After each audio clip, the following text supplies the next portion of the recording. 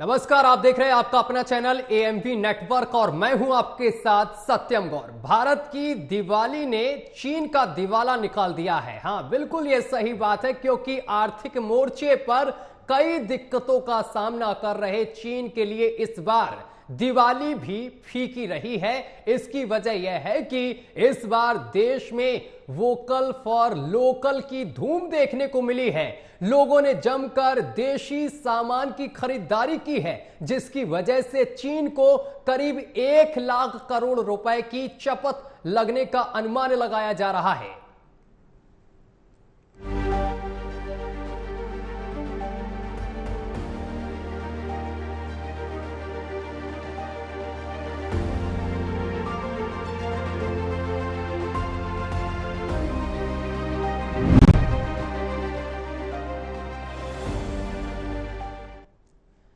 इस दीपावली पर लोगों से प्रधानमंत्री नरेंद्र मोदी ने लोकल फॉर वोकल का असर देखने को मिला। उन्होंने इसकी अपील भी जनता से की थी। लोगों ने इस दीपावली में जहां चीन में बने सामानों से दूरी बनाए रखी, तो वहीं उन्होंने भारत में बने सामानों की जमकर खरीदारी की है। प्रधानमंत्री मोदी की अपील का जनता पर कितना असर हुआ है, इसकी गवाही देश के व्यापारियों की सबसे बड़ी संस्था confederation of all India traders के आंकड़े दे रहे हैं। रिपोर्ट देखिए, रिपोर्ट के बाद इसी पर चर्चा करेंगे।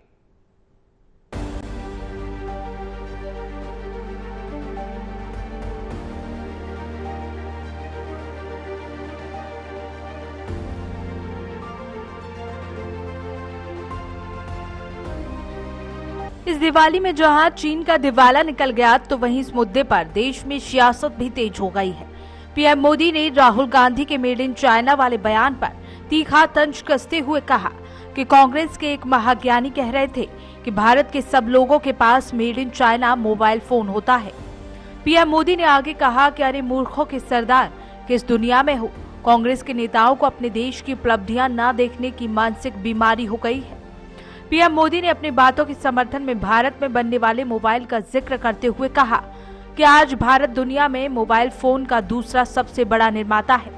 उन्होंने एनडीए और मनमोहन सरकार की तुलना करते हुए कहा कि जब केंद्र में कांग्रेस सरकार थी, तो भारत में हर साल 20,000 करोड़ रुपए से कम के मोबाइल फोन बना करते थे, जबकि आज भारत में 3.5 लाख करोड़ रुपए से ज्यादा के मोबाइल बनते हैं। राहुल गांधी के झूठ की पोल देश के व्यापारियों की सबसे बड़ी संस्था CAIT के आंकड़े भी खोल रहे हैं। दीपावली के इस त्योहारी सीजन में देश में करीब 3,75 लाख रुपए का रिकॉर्ड कारोबार हुआ है।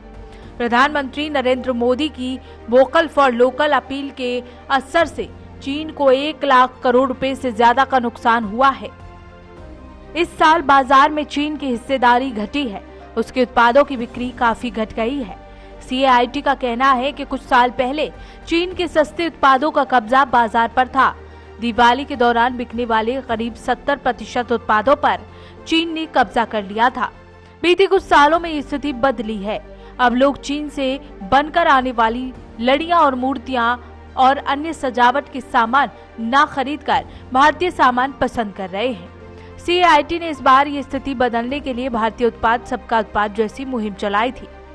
पीएम मोदी देश के एक लोकप्रिय नेता है, जिसका प्रमाण है कि दिवाली के मौके पर लोगों ने पीएम मोदी के वोकल फॉर लोकल की अपील का साथ दिया और बड़ी संख्या में लोगों ने देश में बने उत्पादों की खरीदारी की।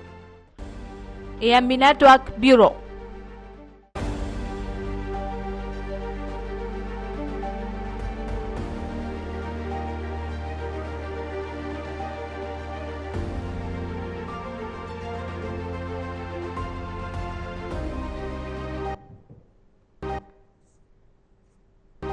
तो इस बार दीपावली पर जो सामान है वो देश का ही खरीदा गया है और चाइना का सामान लोगों ने नहीं खरीदा है। जिस तरीके से प्रधानमंत्री नरेंद्र मोदी ने कहा था कि वोकल फॉर लोकल, उसी की राह पर अब देश चलने लगा है। इस दौरान प्रधानमंत्री नरेंद्र मोदी ने कांग्रेस पर हमला बोला है। क्या कुछ उन्होंने कहा, आइए हम आपको सुनवाते हैं।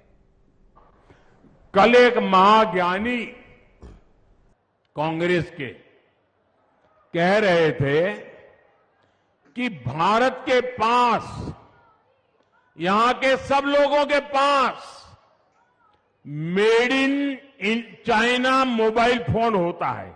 एक महाज्ञानी कांग्रेस के कह रहे थे कि आप सबके पास made in China mobile phone होता है। अरे मूर्खों के सरदार, किस दुनिया में रहते हैं ये लोग? कांग्रेस के नेताओं को अपने देश की उपलब्धियां न देखने की मानसिक बीमारी हो गई है। पता नहीं विदेश के वो कौन से चश्मे पहने हैं कि उनको देश की स्थिति का पता ही नहीं दिखता है। आज भारत दुनिया में सच्चाई क्या है? आज भारत दुनिया में मोबाइल फोन का दूसरा सबसे बड़ा निर्माता है। जब कांग्रेस केंद्र सरकार में थी तो भारत में हर साल 20,000 करोड़ रुपए से भी कम के मोबाइल फोन बना करते थे। आज भारत में 3.5 लाख करोड़ रुपए से ज्यादा के मोबाइल बना करते हैं। करीब करीब 1 लाख करोड़ रुपए का मोबाइल तो भारत दूसरे देशों को एक्सपोर्ट करता है। चुनाव के समय जिन्हें मेक इन इंडिया की बात याद आती हो, वो स्वदेशी के महत्व को कभी समझ ही नहीं सकते। आज पूरा देश लोकल के लिए वोकल हो रहा है। त्योहारों के अवसर पर भारत में बने उत्पाद, भारतीयों के बनाए उत्पाद खरीद रहा है। इस दिवाली तो रिकॉर्ड कर दिया है। जो इस विषय के जानकार लोग हैं, व्यापारी समूह के लोग हैं, उन्होंने कल स्टेटमेंट दिया है। उन्होंने कहा कि इस बार दिवाली में 4.25 लाख करोड़ रुपए की खरीदी देशवासियों ने की और देश में बनी चीजों की। चलिए इसी पर चर्चा करेंगे। हमारे साथ तमाम मेहमान जुड़ गए हैं। परिचय करा दें, हमारे साथ संदीप त्रिपाठी हैं, कांग्रेस के प्रवक्ता हैं। सर आपका बहुत बहुत स्वागत है। इसके साथ डॉक्टर आशीष हांडा हमारे साथ जुड़ गए हैं, नेता बीजेपी। सर आपका भी बहुत बहुत स्वागत है। और इसी के साथ कुमार सुबोध हमारे साथ जुड़ गए हैं, राजनीतिक विश्लेषक हैं। सर आपका भी बहुत बहुत स्वागत है। मैं चर्चा की शुरुआत डॉक्टर आशीष आपसे ही करूंगा। डॉक्टर आशीष, जिस तरीके से वोकल फॉर लोकल की राह पर अब देश चल दिया है, क्या कहेंगे? और इसका नतीजा भी देखने को मिला है, चीन का इस बार दिवाला निकल गया इस दिवाली। जी शर्मा जी, आपको, मेरे सभी आदरणीय को पैनलिस्ट को और आपके चैनल के सभी प्यारे प्यारे दर्शकों को भारतीय जनता पार्टी की तरफ से मेरा यानी डॉक्टर आशीष का प्यार भरा नमस्कार। जी सत्यम जी, यहाँ पे एक चीज बहुत क्लियरली हम सब देख रहे हैं और जान रहे हैं और समझ रहे हैं कि मोदी जी जो कहते हैं वो करके दिखाते हैं, जिसका प्रत्यक्ष और प्रमाण ये देश बार बार देख रहा है। और विश्व टकटकी लगाए इस 56 इंच के छाती वाले राष्ट्र सेवक की हर एक छोटी चीज को ध्यान रख रहा है कि किस तरह इनके प्रयास भारत की अर्थव्यवस्था को 10वें 11वें नंबर से 5वें नंबर तक लेके आ गई है। और बहुत जल्दी हम विश्व की तीसरी सबसे बड़ी अर्थव्यवस्था बनने चले जा रहे हैं। जब इस समय दिवाली के टाइम पे ही, क्या पहले भी मोदी जी इस देश को आत्मनिर्भर बनाने के प्रति प्रयत्नशील थे। और इस बार उन्होंने वोकल फॉर लोकल का जो आह्वान दिया, जो बहुत जरूरी है 2 वजह से। एक तो अपने देश को आत्मनिर्भर बनाने के लिए, अपने देश के युवाओं को और यहाँ के व्यापारियों को उनके पैरों पे खड़े करने के लिए। और दूसरा सबसे बड़ी बात, चाइना जैसे हमारे पड़ोसी को मुंह तोड़ जवाब देने के लिए, क्योंकि आज की टाइम में युद्ध सिर्फ टैंक और मिसाइल से बॉर्डर पे नहीं होता, सोशल मीडिया से भी होता है और इकोनॉमिक वॉर फ्रंट से भी होता है। जब उसकी कमर इकोनॉमिकली तोड़ दी जाती है तो वो अपने आप समझ जाता है कि मुझे इस देश से कितना नुकसान हो गया इनके एक स्टेप उठाने से। जब आपके दर्शक ये भली भांति आपकी रिपोर्ट देख के समझ चुके हैं, 4.25 लाख करोड़ का कारोबार देश भर में सिर्फ मोदी जी के एक आह्वान से हो गया। और ये तो अभी शुरुआत है, क्योंकि अभी तो ये जो डाटा आया है ये सिर्फ दिवाली तक का आया है।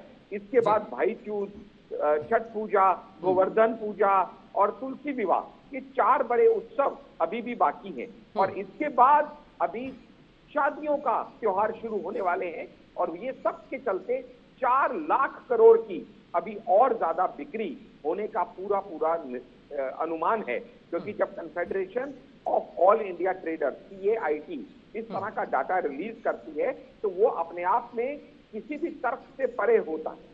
क्यों? क्योंकि इस फेडरेशन के अंदर सत्यम जी ज्यादा नहीं, सिर्फ 70 मिलियन ट्रेडर्स की ये ऑर्गेनाइजेशन है, 70 मिलियन ट्रेडर्स की। आप खुद समझ के देखिएगा, जब आज तक का पिछले 10 साल का जो हाईएस्ट रिकॉर्ड था वो था 1.25 लाख करोड़ का। 1.25 लाख करोड़ को सीधा ही पार करके ऑलरेडी 3.25 लाख करोड़ हो चुका है और इसमें 4 लाख करोड़ का इजाफा और होने वाला है। इकोनॉमिक फ्रंट पे मोदी जी ने आज तक जो किया वो हमें से किसी से छुपा हुआ नहीं है, क्योंकि रिकॉर्ड लेवल पे एक्सपोर्ट हम जब कर सकते हैं जो कि हमारे $750 बिलियन को क्रॉस कर सकता है, हमारी अर्थव्यवस्था को हम इतनी तेजी से आगे बढ़ा सकते हैं कि जब ग्लोबल इनोवेशन इंडेक्स की हम बात करें तो हम 2014 में जहां 83 नंबर पे थे वहां पे आज हम 2022-23 में 46 नंबर तक आ चुके हैं। अगर हम यूनिकॉर्न की बात करें, आपके जो दर्शक यूनिकॉर्न नहीं जानते उनको ये पता होना चाहिए कि वो स्टार्टअप जिसकी इवैल्यूएशन $1 बिलियन से ज्यादा होती है, वो 2014 में मात्र 4 थे। ठीक है सर, मैं वापस आऊंगा आपके पास, संदीप त्रिपाठी के पास पहुंचूंगा मैं। ठीक है सर, मैं वापस आऊंगा आशीष जी आपके पास, संदीप त्रिपाठी के पास पहुंचूंगा। संदीप त्रिपाठी, बड़ी अच्छी खबर है, इस दिवाली तो भारत में मनी, लेकिन इस दिवाली चाइना का दिवाला निकल गया।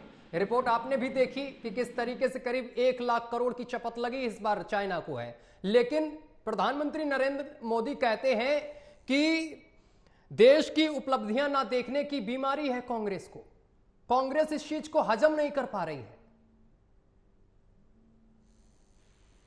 टेलीकांफ्रेंस से हमारे देश के गुजराती पंडित महाराज अपनी बातें करते हैं और हमारे जो भाजपा के साथी थे वो आपने जो स्क्रिप्ट लिखी थी उसको पढ़ रहे थे। तो हम इतना जानना चाहते हैं कि जो ये आंकड़ा अभी आया है इसको सही माने या सरकार का जो आंकड़ा है उसको सही माने? नहीं, ये आंकड़ा जो आया है वो CAIT का ही आया है, जो बड़ी संस्था है।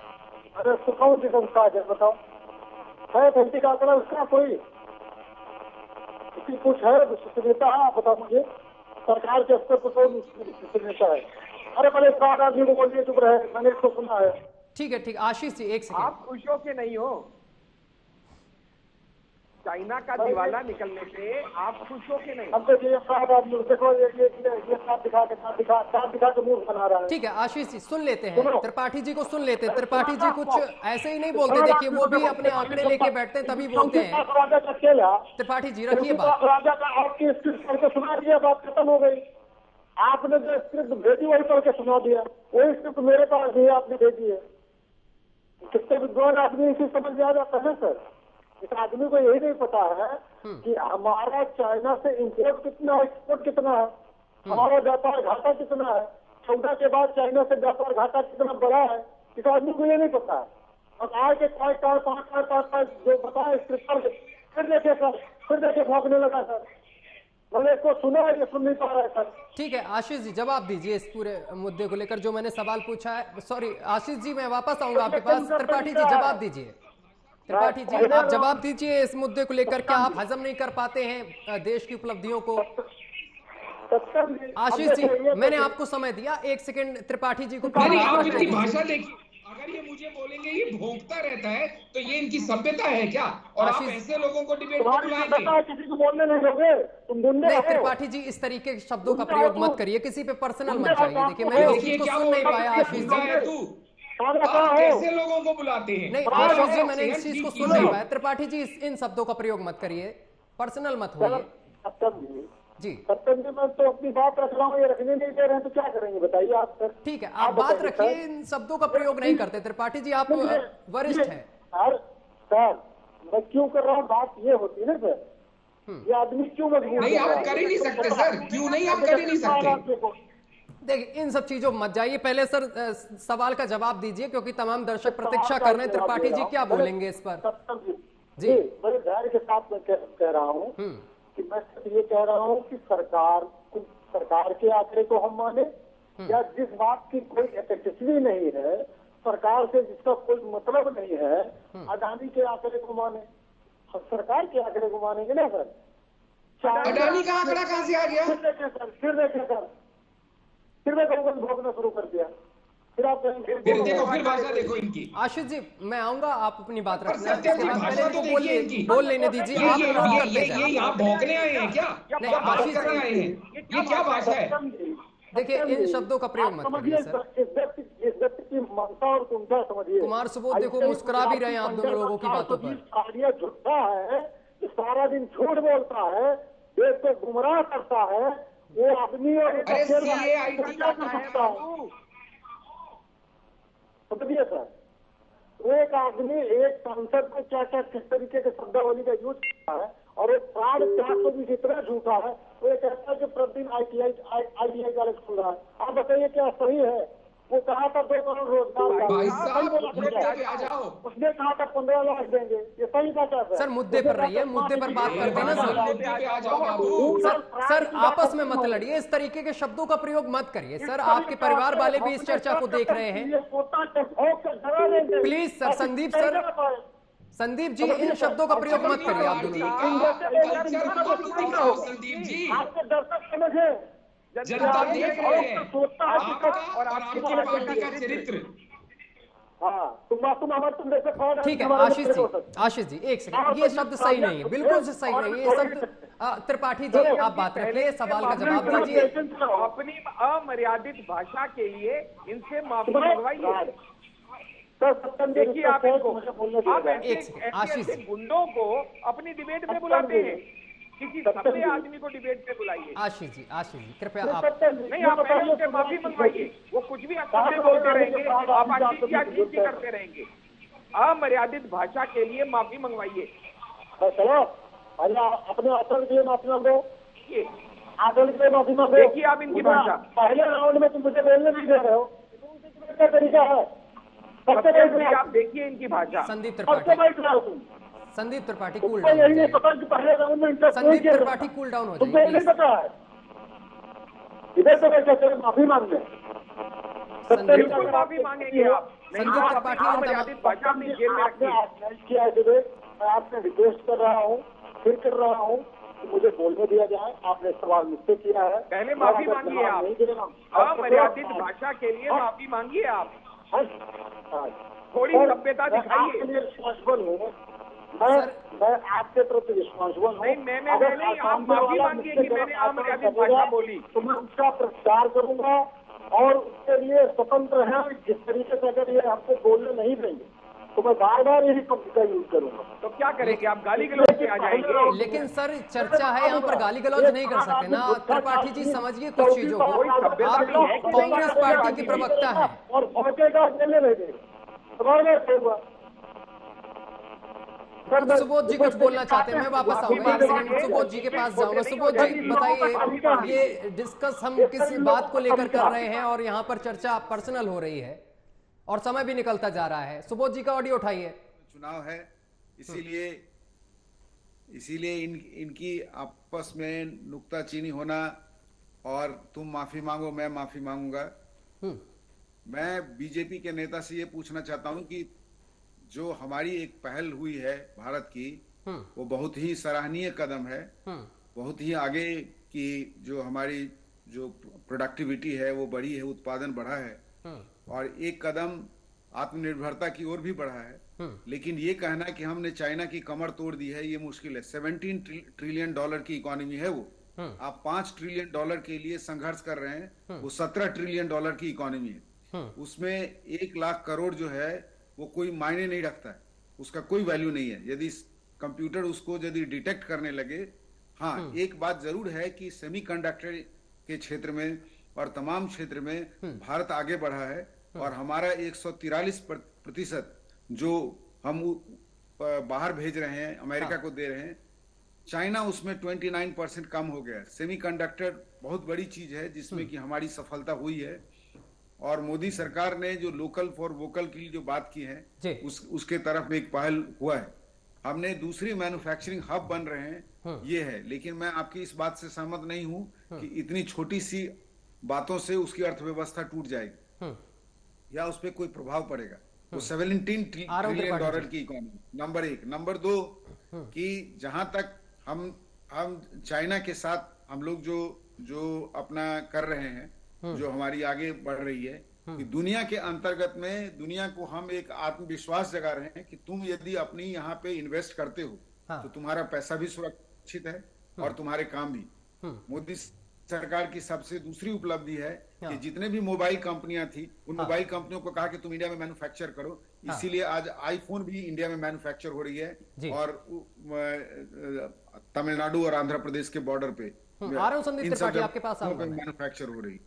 तो मेरा ये कहना है कि हम जब बोलने लगे तो एक बैलेंस अपनी स्टेटमेंट को दें। बिल्कुल। अब कांग्रेस और आपके बीच में जो झगड़ा है वो लास्ट मैंडेटरी ओवर का झगड़ा है, क्योंकि थोड़े दिन के बाद अंपायर बैड लाइट अपील कर देगा, क्योंकि 2024 में चुनाव है।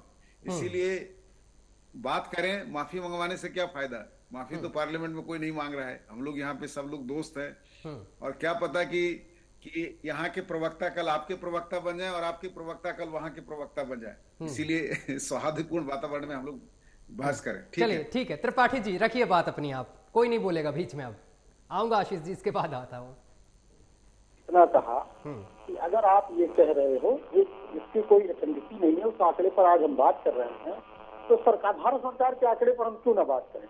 भारत सरकार का आंकड़ा ये कहता है कि आज हमारा व्यापारी घाटा 101 अरब डॉलर है सर। 101 अरब डॉलर चाइना के साथ, जो 2014 में मात्र 55 अरब डॉलर हुआ करता था। आज 101 अरब डॉलर है सर, और हम कह रहे हैं कि हम चाइना की कमर तोड़ रहे हैं। किस आधार पे? मतलब जिस चीज के आंकड़े का कोई अथेंटिसिटी नहीं है, भारत सरकार के आंकड़े को हम न माने और दूसरे आंकड़े की बात करें। अब थोड़ी मोबाइल मैन्युफैक्चरिंग की बात कर लें। मैं चैलेंज कर रहा हूँ, मैं कह रहा हूँ मैं कांग्रेस से इस्तीफा दे दूंगा। जितने पैनलिस्ट बैठे हुए हैं, सिर्फ मुझे ये बता दें कि भारत सरकार में, भारत में मोबाइल मैन्युफैक्चर्ड हो रहा है या असेंबल हो रहा है? असेंबलिंग और मैन्युफैक्चरिंग दोनों में जमीन आसमान का अंतर होता है। आज सारे प्रोडक्ट चाइना और कोरिया और एक है ताइवान, 3 देश से आते हैं और उन 3 देशों से पार्ट हमारे यहाँ आते हैं। हमारे यहाँ सिर्फ असेंबलिंग होती है।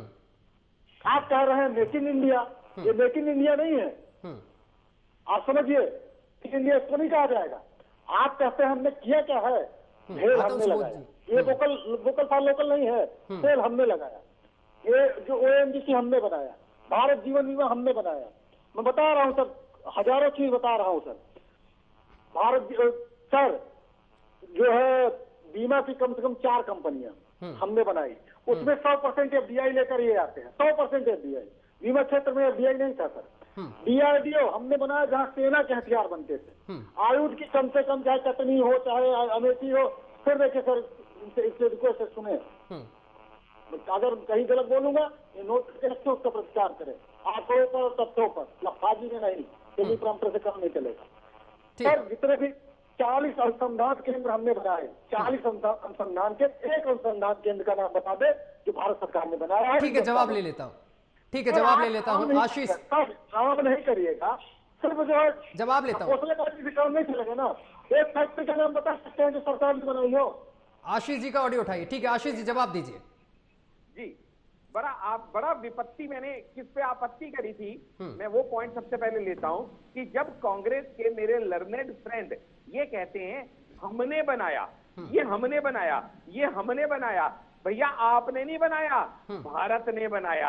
आप भारत के रिप्रेजेंटेटिव नहीं है, आप कांग्रेस के रिप्रेजेंटेटिव हैं। ये मानसिकता इनकी कि India is Indira and Indira is India, Congress is country and country is Congress, ये वही मानसिकता इनकी बुलवा रही है। अब देख रहे हैं कितने बुलबुल आ रहे हैं, देख रहे हैं कैसे बुलबुल आ रहे हैं। अब अपनी बारी का इंतजार नहीं कर रहे हैं, अब इनका मुंह बंद नहीं हो रहा है।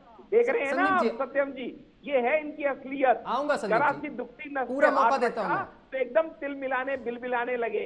इसका भी जवाब दीजिए। संदीप जी कह रहे हैं कि इंडिया में नहीं बनते शांति से सुनो, मोबाइल। अभी तुम्हारी धोती खोलता हूँ, देखिएगा आप। सत्यम जी यहाँ पे अब जब मैं आंकड़ों की ये बात करते हैं तो आंकड़ों की बात ही अगर मैं कर रहा हूं, अगर मैं कहता हूं कि हमारा यहाँ पे मुद्दा ये नहीं है कि इन्होंने क्या किया और हमने क्या किया, सवाल यहाँ पे ये है कि भारत ने अगर एक आवाज लगाई आत्मनिर्भर भारत की, या CAIT ने एक बार कहा कि भारतीय उत्पाद सबका उस्ताद, तो वहां ना बीजेपी आ रही है ना कांग्रेस आ रही है।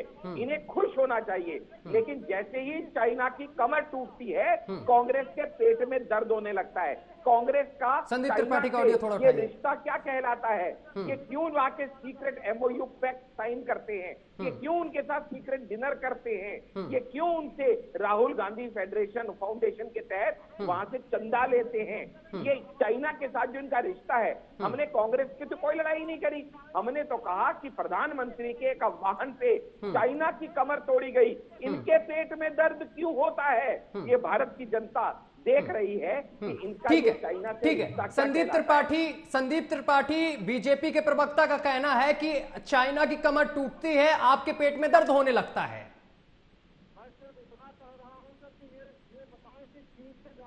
क्यों देखना हो गया? चुप क्यों नहीं रहा जा रहा था संदीप जी? आपसे पहले ये तो बता दो, आप मुझे बड़ा ज्ञान दे रहे थे, लेकिन जैसी मेरी बोलने की बारी आई आपका नॉन स्टॉप चैटरबॉक्स शुरू हो गया। ठीक है आशीष जी, एक सेकंड, त्रिपाठी जी को बोलने दीजिए। त्रिपाठी जी जवाब दीजिए। हाँ, मेरी बारी में इनको चुप भी कराया करो। त्रिपाठी जी बोलिए। सरकार, मैं सिर्फ इतना जानना चाहता हूं कि भारत का व्यापार घाटा चाइना से 101 अरब डॉलर का क्यों हो गया? कारण बताइए, अगर आप उसके खिलाफ ये बता दो, चाइना की कमर टूटी, आप खुश हो या नाराज हो? कैसे कमर टूटी? गुमराह करते हो ना। अरे भैया 1 लाख करोड़ का घाटा हुआ, उसको CAIT कह रहा है, सुबोध जी आ रहा आपके पेट में दर्द क्यों हो रहा है? आपको तो कहना चाहिए जय भारत, आपको कहना चाहिए वंदे मातरम, आपको बोलना चाहिए भारत माता की जय। बहुत अच्छा हुआ, चाइना का नुकसान हुआ, आपको दर्द क्यों है? मुझे समझ में नहीं आ रहा। देखिए सर, मोदी जी जैसा सर देश के मुख्यमंत्री, प्रदेश के मुख्यमंत्री होते हैं गुजरात के, बार सब चाइना गए थे। ऐसे चाइना की रिश्तेदारी है। चाइना के राष्ट्रपति को झूला हम थोड़ी झुला रहे थे सर, हम तो कभी नहीं गए चाइना सर। अब देखिए आशीष जी एक सेकंड, सिर्फ कहेंगे कि आशीष जी एक सेकंड, त्रिपाठी जी बात रखिए पूरी। सर सिंह का आइडिया क्या था? नितिन गडकरी के जो है उसमें जो डेलीगेशन गया था, अरुण सिंह उसके मुखिया थे, नाम बताओ आज जो संगठन मंत्री हैं, हमको बताओगे क्या तुम? अरे पढ़ लिख लिया करो, काम दिखाने के अलावा आता क्या है? सुनो, आप लिखते नहीं हो, तुमको पढ़ाई लिखाई तो अभी आप निकाल दूंगा, जरा बताइए तो सही कि भारत का नंबर से नंबर पे कैसे आ गया? पंडा गाने की दलाली कर रहा है ना, की मैन्युफैक्चरिंग 12वें नंबर पे थे, दूसरे नंबर पे कैसे आ गए? आप तो कहते हैं दूसरे नंबर से तीसरे नंबर पे कैसे आ गए? सुनिए,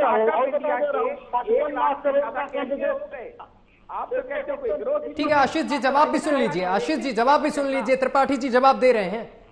त्रिपाठी जी जवाब दीजिए, फिर इसके बाद सुबोध जी के पास मैं पहुंचता हूं। त्रिपाठी जी आप सीधे बताइए कि चाइना को नुकसान हुआ, इससे आप खुश हैं या दुखी हैं? सर चाइना को नुकसान तो हो, अरे हुआ तो है, जो रिपोर्ट आई है उसमें बता रहे हैं 1 लाख करोड़ रुपए की चपत लगी है। वोकल फॉर लोकल पर चल गया देश।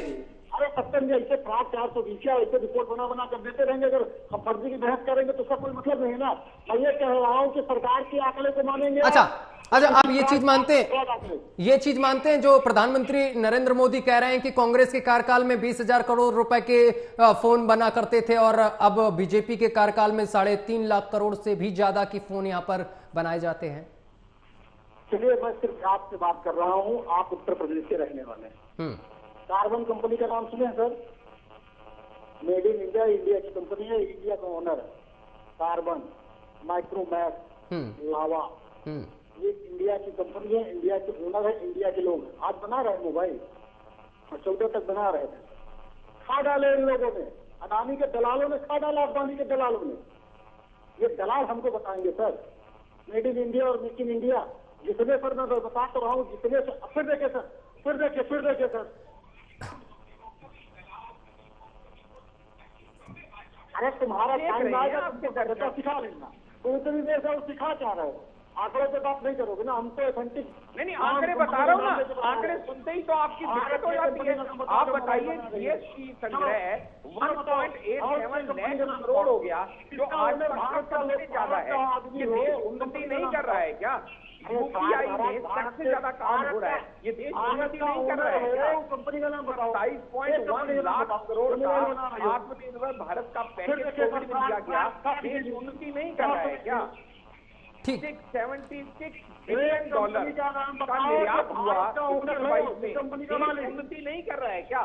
डाटा तो इतने बताऊंगा। ठीक है, मैं वापस आऊंगा सुबोध जी के पास पहुंचता हूं। बात मत करो, डाटा बहुत है मेरे पास। ठीक है आशीष जी और त्रिपाठी जी, मैं वापस आऊंगा सुबोध जी के पास पहुंचता हूं। सुबोध जी आप कुछ कहने वाले थे, मैं वापस आऊंगा। त्रिपाठी जी जस्ट आता हूं। जी से ये पूछना चाहता हूं कि 1971 तक भारत की अर्थव्यवस्था चाइना से अधिक थी।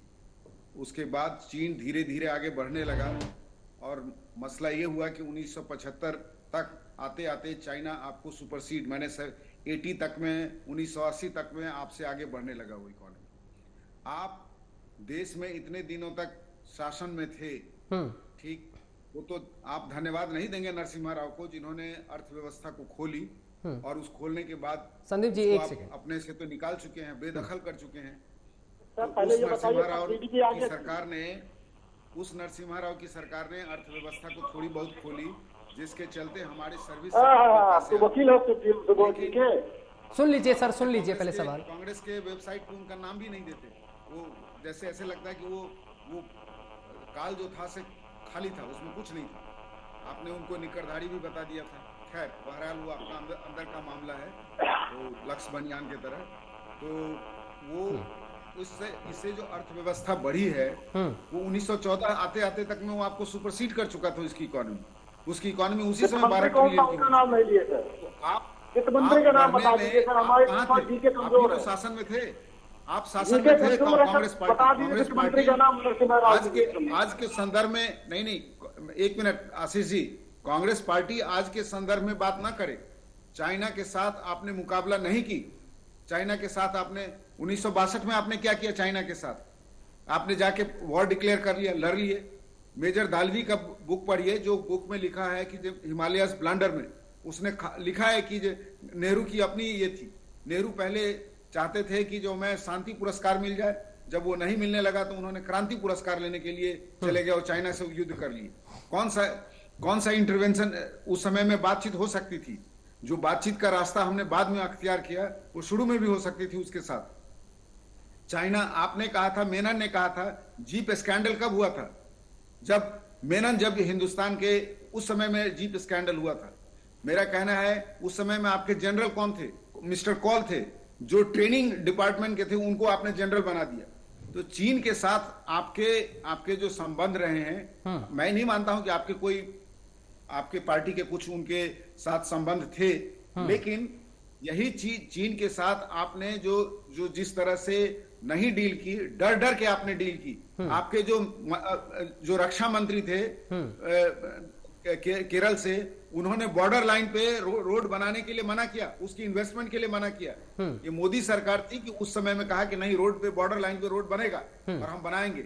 और आज हिमालय के पास एक गांव है उत्तराखंड में, जहां की मोदी जा रहे हैं, और वहां से 30 किलोमीटर की दूरी पर मानसरोवर है, और उस मानसरोवर के लिए वहां पे टूरिस्ट कैंप बनाई जाएगी। आपने कितनी बार अरुणाचल प्रदेश के लिए प्रतिरोध किया था चाइना के साथ? इसमें कांग्रेस सबसे ज्यादा। ठीक है, पहले जवाब लेता हूं मैं संदीप त्रिपाठी से। समय तक आपने सबसे अधिक समय तक शासन किया है, जिम्मेदार है। पहला तो विदेश नीति के लिए, और दूसरा एक फैमिली का बिजनेस बनाने के लिए। कांग्रेस पार्टी एक डेमोक्रेटिक पार्टी थी, बाद में वो प्राइवेट लिमिटेड हो गई और वो पर्सनल लिमिटेड पार्टी हो गई। वो कोई पार्टी नहीं है। इट शुड बी, उसकी स्टेटस को खत्म किया जाए। ठीक है, इलेक्शन कमीशन को चाहिए कि प्राइवेट लिमिटेड कंपनी है। ठीक है संदीप त्रिपाठी, अभी इतनी हंगामा होने के बाद आपने बोर्ड ऑफ डायरेक्टर्स से पास किया, तो खड़गे को बना दिया और खड़गे खड़ा घूम रहा है। ठीक है संदीप त्रिपाठी, जवाब दीजिए। ठीक है, देखिए, राजनीतिक विश्लेषक जो होता है वो विश्लेषण करता है और जानकार होता है। तो थोड़ा सा मैं भी आदमी हूँ, आपके माध्यम से ये जानना चाहता हूँ कि बॉर्डर पे सर रोड बनाने का काम कौन करता है, कौन सा ऑर्गेनाइजेशन करता है और कब बना, इसे बताने का काम है। सुबोध जी, रोड बनाने का काम जो करता है उसमें डिसीजन कौन लेता है? केंद्रीय सरकार लेता है।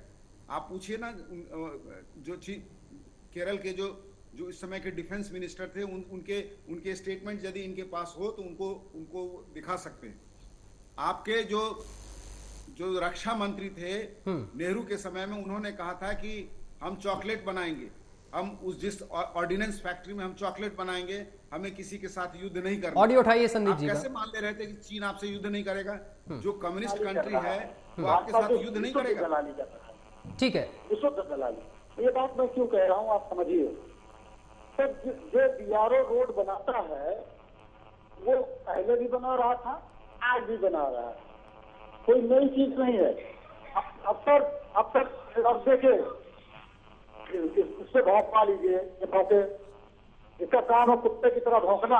ये कुत्ता है। सर इन शब्दों का प्रयोग मत करिए। त्रिपाठी जी, मैंने पहले भी मना करा है, तमाम दर्शक देख रहे हैं, ये शब्द सही नहीं है, अमर्यादित शब्द है। तुम्हारे अंदर का शैतान बाहर आ आशीष जी एक सेकंड रुकिए, पहले जवाब सुनिए। आशीष जी प्लीज जवाब सुनिए, इस तरीके से मत लड़िए आप।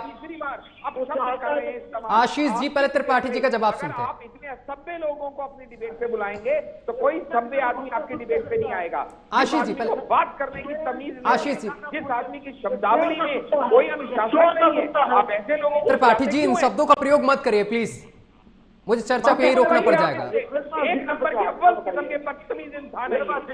आशीष जी एक सेकेंड, त्रिपाठी जी शब्दों की गरिमा बनाए रखिए और आराम से शब्दों को रखिए आप प्लीज। त्रिपाठी जी शब्दों की गरिमा बनाए रखिए, आराम से रखिए बात। और आशीष जी आप बीच में मत बोलिए, एक सेकंड पूरी बात हो जाने दीजिए इनकी। डिबेट है, कोई लेकिन ये थोड़ी मतलब है कि ठीक है, एक एक लोग बोलते हैं, शब्दों की मर्यादा भूल जाएंगे। ठीक है आशीष जी, लोगों को किस लिए बुलाते हो आप? देखो त्रिपाठी जी ठीक है, त्रिपाठी जी रखिए बात अपनी। नहीं रखनी इनको। हेलो जी जी जी बताएं। मैं बताता हूँ सर इनके। त्रिपाठी जी का ऑडियो डाउन कर दीजिए, वो पर्सनल बात कर रहे हैं। ठीक है आशीष जी बोलिए। ये इनकी सभ्यता है, ये इनका अनुशासन है, ये इनकी पार्टी के संस्कार हैं, जो आपके चैनल के माध्यम से करोड़ों दर्शक देख रहे हैं कि ऑनलाइन डिबेट में किस तरह की अमर्यादित भाषा का ये इस्तेमाल करते हैं, ये सब देख रहे हैं। अभी क्यों नहीं करें? क्योंकि जब इनका रिश्ता एंटी इंडिया टूलकिट वालों के साथ खुलेगा, फिर चाहे वो NIA, CI अपना वैक्सीन को लेके इनका झूठ फैलाने का काम हो, चाहे वो फार्मर प्रोटेस्ट में इनकी पोल खुलने का काम हो, चाहे वो ग्रेटा थनबर्ग का कोड निकले, चाहे वो सोरोस का निकले, जहां पे भी एंटी इंडिया टूलकिट का कोई भी व्यक्ति पकड़ा जाएगा, कांग्रेस का उसके साथ रिश्ता जरूर पाया जाएगा। क्योंकि कांग्रेस ने हमेशा इंडिया के बढ़ते हुए प्रगति के कदम को रोकने का काम किया है, जबकि मोदी सरकार ने जो कहा वो करके दिखाया है। 370 हटाएंगे कहा था, हटा के दिखा दिया। राम मंदिर बना के दिखाएंगे, बना के दिखा दिया। वुमेन रिजर्वेशन बिल ला के दिखाएंगे, दिखा दिया। ट्रिपल तलाक हटा के दिखाएंगे, हटा के दिखा दिया। GST ला के दिखाएंगे, ला के दिखा दिया। इन्होंने सिर्फ और सिर्फ झूठ फैलाने का काम किया है। जब CAIT के जनरल सेक्रेटरी परवीन खंडेलवाल एक डाटा इशू करते हैं, CAIT के नेशनल प्रेसिडेंट BC भरतिया जी उसको सेकंड करते हैं, और इनको ये नहीं पता कि जो फेडरेशन है 70 मिलियन ट्रेडर्स की, इंडिया की सबसे बड़ी कन्फेडरेशन है। 70 मिलियन ट्रेडर्स, जब ये उनकी बात नहीं सुनते हैं तो ये और किसकी सुनेंगे? और जब इनको डाटा का इतना शौक है तो हम इनको डाटा देते हैं कि भाई यहाँ पे हमारी लड़ाई कांग्रेस से है ही नहीं, हमारी लड़ाई इस बात से है आत्मनिर्भर होने का क्यों हुआ, आज तक हम ये नहीं समझ पाए। अगर GST का संग्रह बढ़ के सिर्फ अप्रैल तक 12% बढ़ के 2.25 लाख करोड़ हो गया तो ये इसको जुटला कैसे सकते हैं? कोविड के टाइम पे 1 लाख करोड़ का आत्मनिर्भर पैकेज दिया गया, ये झूठला कैसे सकते हैं? एमएसएमई को सशक्त बनाने के लिए अगर 4.25 लाख करोड़ का स्वीकृति दी गई तो ये इसको झूठला कैसे सकते हैं? अगर 21-22 में $676 बिलियन की हमारी अर्थव्यवस्था हो गई, फिर $5.5 बिलियन तक पहुंच गया अब हमारा मोबाइल का निर्यात, तो ये इसको जुटला कैसे सकते हैं? और इनको जुटलाने की जरूरत क्या है? अगर हमारे कदम बढ़ने से चाइना के कदम पीछे होते हैं, हमारी अर्थव्यवस्था मजबूत होने से विश्व का हमारे प्रति एक पॉजिटिव एटीट्यूड बनता है, हमारे साथ बिजनेस करने का उनका मनोबल बढ़ता है, तो कांग्रेस को इसका समर्थन करना चाहिए। कहीं पे भी एंटी इंडिया कोई पॉइंट निकालना हो, चाइना का एजेंट बन के खड़ा होना हो, ये क्यों खड़े हो जाते हैं? हम तो आज तक ये समझ नहीं पाए।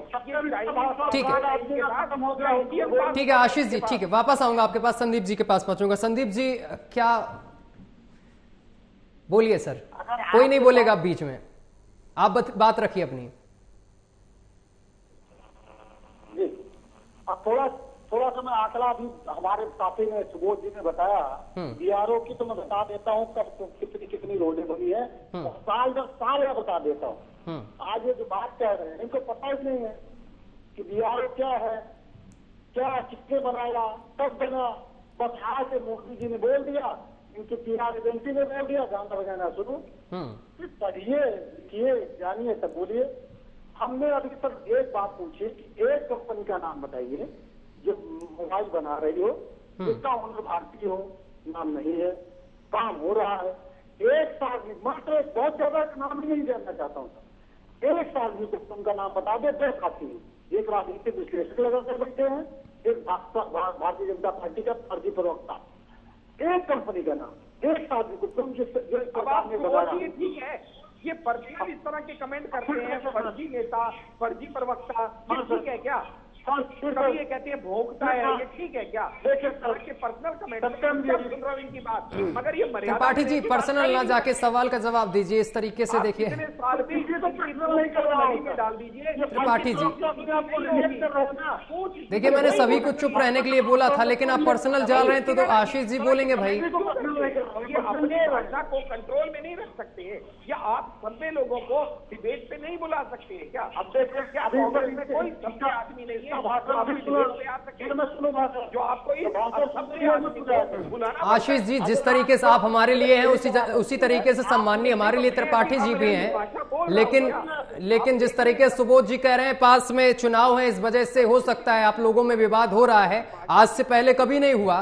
त्रिपाठी जी कई बार हमारे साथ बैठे हैं, आज कोई नए नहीं बैठे हैं, कितनी डिबेटें हमने इनके साथ की हैं सर के साथ, लेकिन मुझे लग रहा है कि चुनाव पास में है, इसी वजह से। त्रिपाठी जी आप जवाब दीजिए ना, आप क्यों इतना पर्सनल हो रहे हैं? आप दीजिए, साफ साफ बोलिए ना, वोकल फॉर लोकल पर चल रही दुनिया या नहीं चल रही? जो आंकड़े सामने निकल कर आए आप कहते हैं कि ये झूठे आंकड़े हैं, कैसे आप कह सकते हैं झूठे आंकड़े भाई? तो सही आंकड़े क्या है आप ही बता दीजिए, आप बताइए, देश को पूरा देश सुन रहा है इस वक्त, देख रहा है आपको, आप बताइए सही आंकड़े क्या है फिर? इतना मत सोच के आराम से बताइए। नहीं हम सोच के बोलने दे, हम बिल्कुल आपको बोलने दिया जा रहा है, लेकिन आप पर्सनल हो जाएंगे तो आशीष जी भी बोलेंगे, सुबोध जी भी बोलेंगे, आप पर्सनल मत होइए, सीधा बोलिए, कोई नहीं बोलेगा। मेरे देश का प्रधानमंत्री जो बोले अगर उसको हम फॉलो करें तो हम गलत है। हमारे देश का प्रधानमंत्री जो तो झूठा है और फ्रॉड है और देश से 420 करता है, अभी राहुल के बारे में कहा, अब इसका मतलब लगता है फ्रॉड है, क्या इनकी उम्मीद करेंगे आप किसी सभ्य आदमी को डिबेट पे करेंगे सर, जिसको प्रधानमंत्री के पद की गरिमा का डाउन ऑडियो सुबोध जी, जो जिस स्कूल में पढ़ता है इनको भी उसी स्कूल में भेजिए। सुबोध जी आ रहा हूँ मैं आपके पास। सत्यम जी क्या तरीका है? देखिए अभी आपने कहा कि आपको बोलने दिया जाएगा, 10 सेकंड में बोलने दिया जाएगा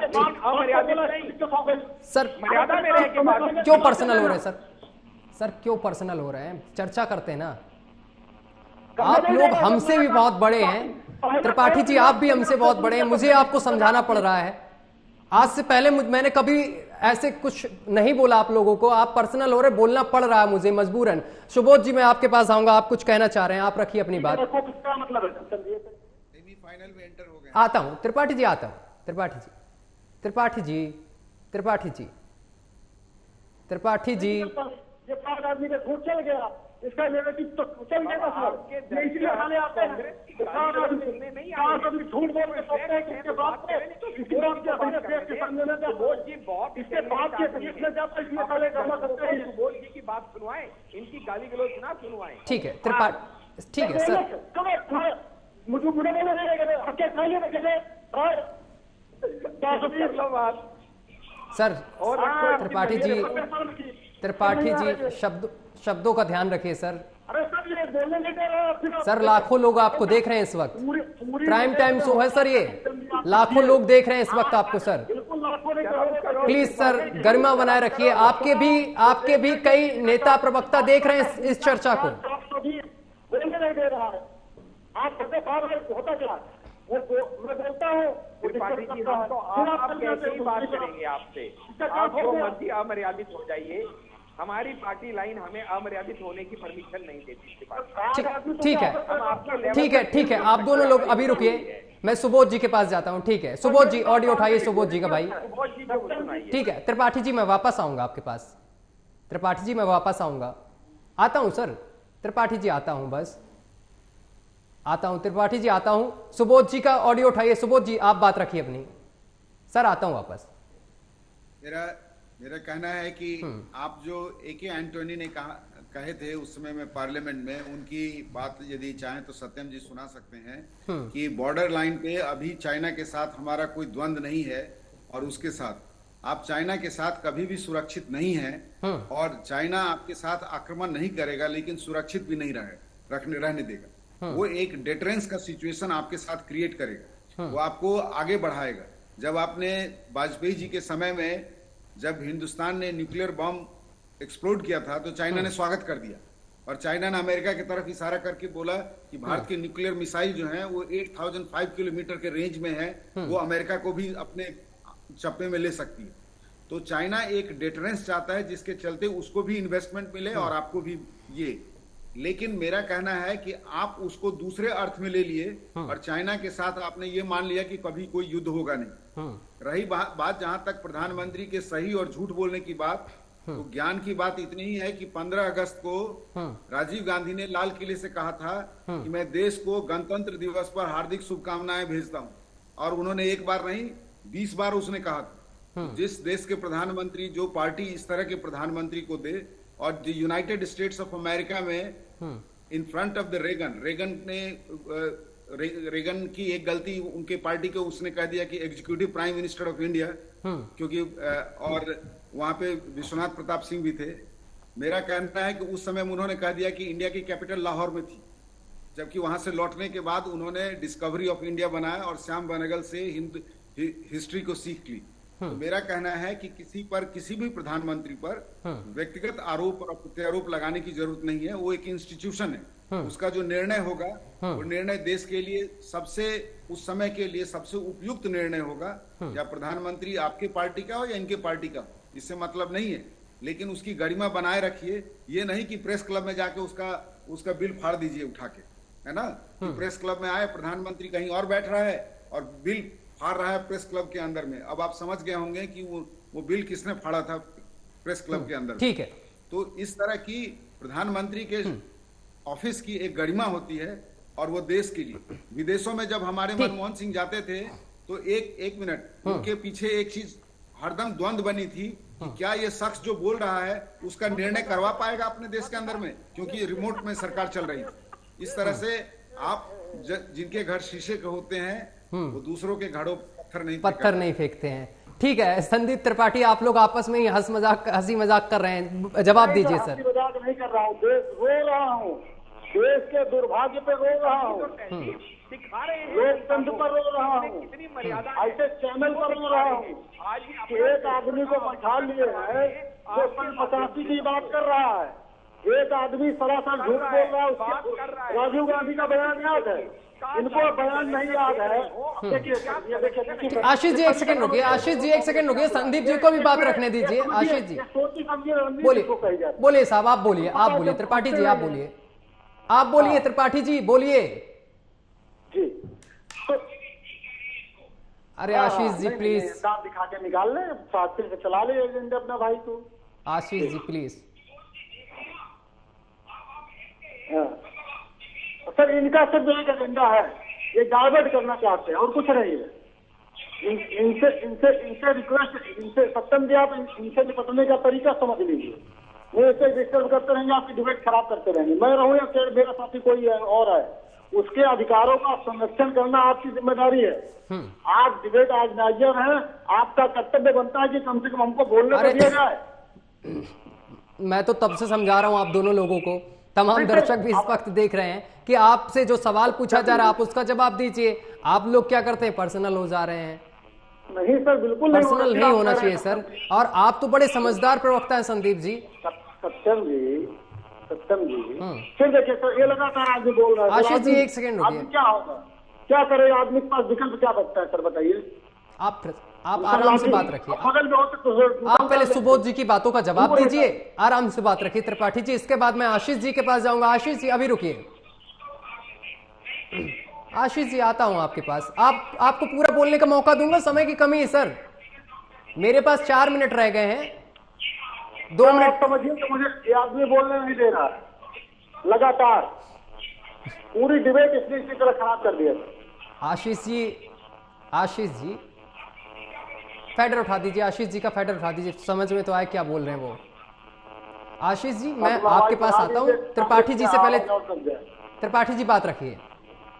धन्यवाद सर, लगातार फिर से मैं रिक्वेस्ट करूंगा कि कम से कम ये 2 मिनट तो सर मिल जाए, कम से कम जनता तक कांग्रेस की बात हो जाए। ठीक है, 2 मिनट बोलिए। अब देखिए सर, सिर्फ आप देखिए सर, ये माफी मांगता है अपने समझ में, इसको बोलना होता है तब ये माफी की बात नहीं करता है, समझिए सर, समझिए। नहीं नजदीक होते तो। आशीष जी की आवाज सही से नहीं आ रही, ऑडियो देखिए एक बार पीसीआर। आशीष जी मैं आ रहा हूं आपके पास, नहीं लेते दे दीजिए, समय खत्म हो जाएगा हमारे पास। संदीप जी बात रखिए। जी धन्यवाद। आशीष जी मैं आपके पास आ रहा हूँ। आशीष जी आपकी ऑडियो भी मेरे पास सही से नहीं आ रही है, गुजराती पंडित को सिखाओ तो मैं आ रहा हूँ आपके पास। किस तरीके का संदीप जी बात रखिए, मुझे फाइनल प्रतिक्रिया दीजिए, फाइनल कमेंट दीजिए। आशीष जी माफ करिएगा संदीप जी, फिर आशीष जी के पास आता हूं मैं। सर फाइनल बचाइए, लेकिन फाइनल में ही अब समय ही नहीं रहा सर, लड़ने में ही समय गुजर गया सारा। नहीं सर, वो तरीका इन लोगों का सर, ये इन लोगों को एक नई ट्रेनिंग मिल गई। चाइना के कुछ लोग आए थे सर, इनको सिखाया गया कि आपको डिबेट में सामने वाला सवाल पूछे, मुद्दों की बात करे तो आपको कैसे डाइवर्ट करना है, तो उसी पे सर ये लोग चलते हैं। अब देखिए सर, ये देखिए सर, देखिए अब मैं कौन सा प्रश्न हो गया, आप समझिए, ये इस मोनोपोली को समझिए। उसके बाद एक राजनीतिक, आशीष जी मैं आपके पास आऊंगा। Sandeep ji vocal for local पर आप जवाब दीजिए। चाइना को जिस तरीके से घाटा हुआ है 1 लाख करोड़ का, मैं उस पर आपकी फाइनल प्रतिक्रिया चाहता हूं। के आंकड़े को जानता हूं, जिस गवर्नमेंट के आंकड़े में जो ये कहती है कि आज 135 अरब डॉलर का सालाना व्यापार भारत की सरकार और भारत कर रहा है चाइना के साथ में, जो 2014 में 50 अरब डॉलर था, आज वो 135 अरब डॉलर हो गया है। हमारा जो निर्यात था वो घटकर जो 28 अरब डॉलर था वो 17 अरब डॉलर हो गया है। भारत सरकार का आंकड़ा है, हम भारत सरकार के आंकड़े पर बात करेंगे, किसी फ्रॉड और झूठों के अदानी के आंकड़े पर बात नहीं करेंगे। और कुत्तों को भौंकने देना, अगर कुत्तों को लिए फिर देखिए सर, फिर आप शब्दों की मर्यादा भूल रहे हैं, फिर शब्दों की मर्यादा बोल रहे हैं। आशीष जी जवाब दीजिए इस पर। नहीं सर, ये क्या कुत्ता है क्या? मैंने तो कहा सर कुत्तों के लिए सर जरूर पट्टा रखिए, ये अपने आप को कुत्ता क्यों समझ रहा है? आशीष जी का ऑडियो सही से नहीं आ रहा, ऑडियो सही करिए। और आशीष जी फाइनल प्रतिक्रिया दीजिए इस पर। जी फाइनल प्रक्रिया मेरी बहुत सिंपल सी ये है कि कांग्रेस के प्रवक्ता को ये समझ नहीं आ रहा कि आपकी डिबेट का टॉपिक ये है कि दिवाली के टाइम पे जो आत्मनिर्भर भारत के चलते हुए, मेड इन इंडिया के चलते हुए यहाँ पे हमने इस समय अपनी इंडियन प्रोडक्ट्स की रिकॉर्ड सेल की। उनको टॉपिक भी समझ में आया, लेकिन वो आंकड़ा मानने को तैयार ही नहीं है। वो अडानी अंबानी का आंकड़ा बता रहे हैं। हम भाई हम को सिर्फ बैठ दिवाली के आंकड़े की बात कर रहे हैं, ये दुनिया जहां की कहानी लेके आ रहे हैं। इनको टॉपिक ही समझ में नहीं आया कि ये पिछले 1 घंटे से क्या बतिया रहे हैं। ठीक है और सुबोध दूसरों जी, को फाइनल बोल रहे हैं कि प्रतिक्रिया वो इस पर, भौंक रहे हैं। फाइनल कमेंट सुबोध जी। ऑडियो डाउन कर दीजिए, उठाइए ऑडियो सुबोध जी। त्रिपाठी जी को कुछ अपनी अंदरूनी समस्या है। आप भाषा के ऊपर में बात कर रहे हैं। इंडिया गेट्स पर भाषण देते हुए राजीव गांधी ने कहा था कि मैं किसी की नानी याद दिला दूंगा। अब ये बताइए कि ये क्या प्रधानमंत्री के लिए शोभा देता है? ये भाषा की हम लोग मर्यादा रखनी पड़ेगी राजनीति में।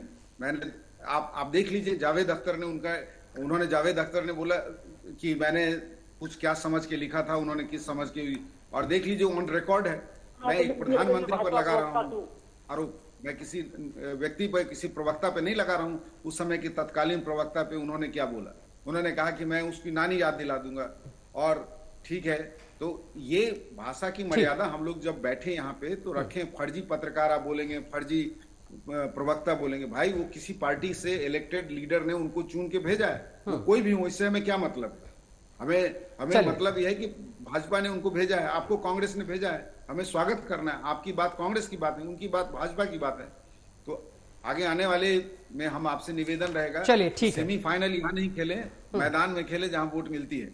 ठीक है, बहुत बहुत शुक्रिया आप तीनों मेहमानों का हमारे साथ जुड़ने के लिए। समय की कमी है, माफी चाहता हूं। तो बताते चले कि जिस तरीके से दिवाली में, भारत में दिवाली तो बड़ी जोर शोर से मनी है, लेकिन चाइना का दिवाला निकल गया है, जो आंकड़ा सामने निकल कर आया है। लेकिन कांग्रेस इसको मानने को लेकर तैयार नहीं है। वो कहती है कि इन आंकड़ों पर हम विश्वास नहीं करते हैं। प्रधानमंत्री ने भी इसका मुंहतोड़ जवाब भी दिया है। फिलहाल सियासत आंकड़े को लेकर लगातार जारी है, लेकिन क्या जो आंकड़ा सामने निकल कर आया है सच में वोकल फॉर लोकल पर अब देश चल दिया है? क्योंकि आंकड़े ने एक बार फिर से चाइना को एक बार यहां पर बड़ा घाटा दिया है। फिलहाल मेरे साथ अभी के लिए बस इतना ही। देश दुनिया की तमाम खबरें देखने के लिए देखते रहिए आपका अपना चैनल AMV नेटवर्क।